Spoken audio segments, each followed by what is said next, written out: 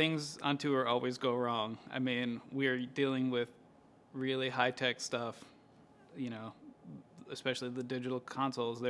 It's a computer. At the heart of it, it's a computer.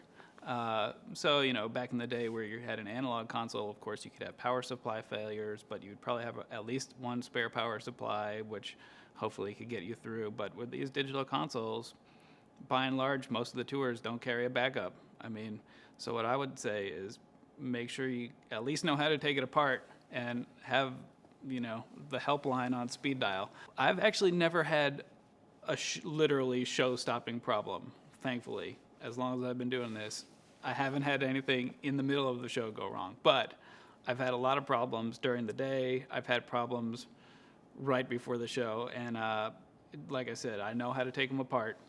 I always make sure to get somebody at the sound company or the manufacturer to show me how to take it apart, so at least I know what I'm looking at. And it helps to have an IT background, really, nowadays with these computers. So if they say reseat the RAM, you're like, oh, I know what RAM is, it's this, or whatever. It just helps to know what that stuff is. So I've several times on a previous generation digital console, you know, anywhere from 3 o'clock during the day at sound check all the way up to 30 minutes before showtime, been like up to my elbows in the rack, reseating cards, taking stuff apart, putting it back together.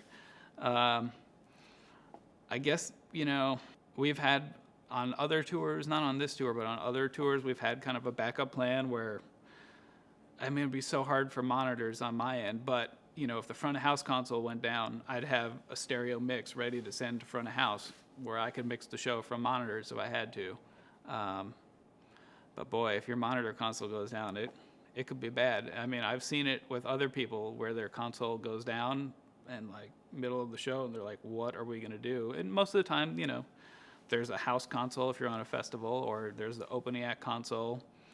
One time, actually, I did end up having to use like the brain from the opening acts console with all my stuff, and like, you know, same thing, like 30 minutes before showtime, just taking all the cabling out and stuffing it as fast as I could into the opening acts console to make it work, you know. And that is one of the beauties of a digital console, is you can do that. I mean, if your analog console goes on fire, your mix is gone, you know. If your digital console goes down, you take your USB stick and put it into somebody else's, hopefully. And that's, you know, that's the great thing about these digital consoles now, is most of them are somewhat compatible, at least within manufacturers. So, you know, if you're on a Yamaha console, you can make your Yamaha console file from 10 years ago work on the newest Yamaha console.